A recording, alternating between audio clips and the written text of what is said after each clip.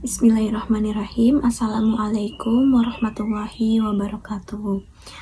Perkenalkan, nama saya adalah Fida Rohani dari kelas MN20H. Ingin mempresentasikan hasil laporan studi kelayakan bisnis yang berjudul Kuliner Seblak Slaudon. Baik, untuk slide yang pertama ada profil perusahaan.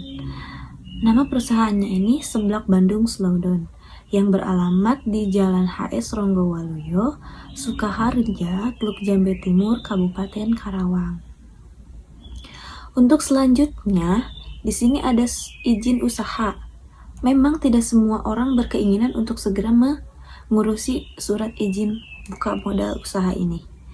Tetapi hal ini dikarenakan beberapa alasan seperti yang dirasakan usahanya belum cukup besar atau takut ditagih pihak pajak. Padahal memiliki izin usaha memberikan lebih banyak manfaat, mulai dari manfaat segi hukum hingga manfaat pembangunan usaha. Nah, karena usaha Seblak Slaudon ini masih usaha yang kecil, ia belum melakukan surat perizinan secara resmi. Akan tetapi, di masa yang akan mendatang, Seblak Slaudon ini mempunyai rencana untuk mendaftarkan usahanya ke Dinas Perizinan.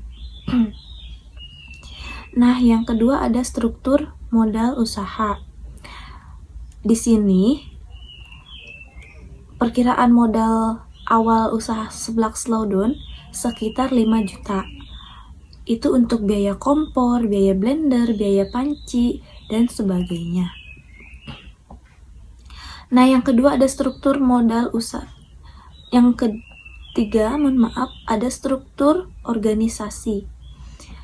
Nah, struktur organisasi ini belum mencakup banyak untuk Seblak Slaudon ini. Ia hanya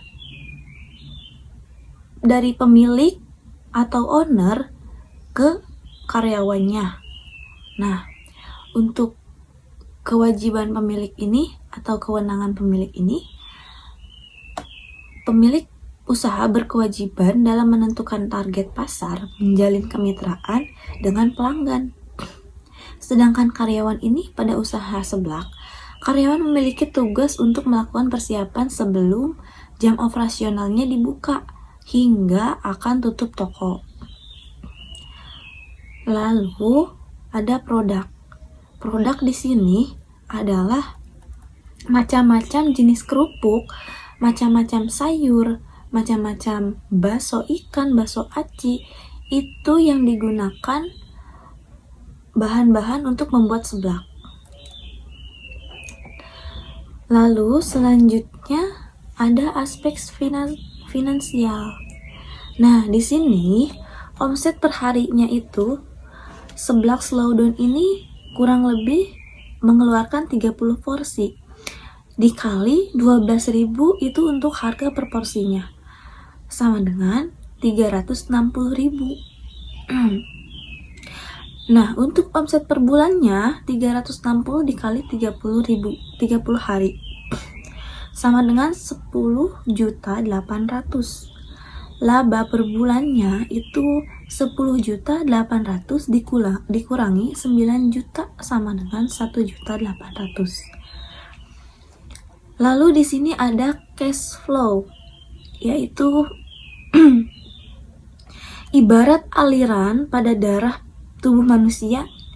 Jika aliran darah terganggu atau tersumbat, maka akan terjadi gangguan pada tubuh kita. Demikian juga perusahaan, makan aktivitas bisnis perusahaan akan terganggu. Maka aktivitas bisnis perusahaan ini akan terganggu. Pengukuran jumlah dengan omset hasil akhir seblak ini adalah 5.200.000. Next, slide selanjutnya, ini ada data seblak ini Slaudon. Biaya tetapnya itu 5 juta. Tadi biaya awal ya, biaya tetap ini tuh 5 juta.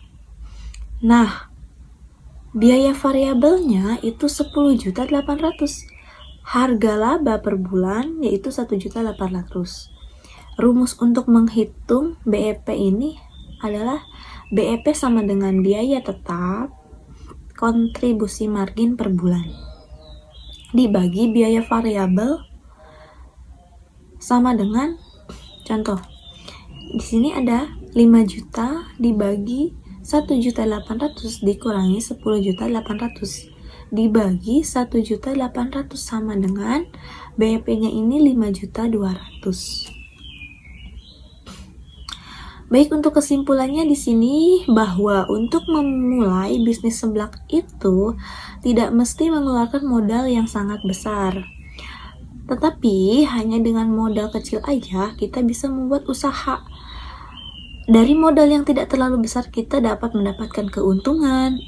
Bahkan dengan seiring berjalannya waktu, usaha yang kita terus berkembang, maka keuntungan yang kita dapat akan semakin banyak. Next, selanjutnya ada saran.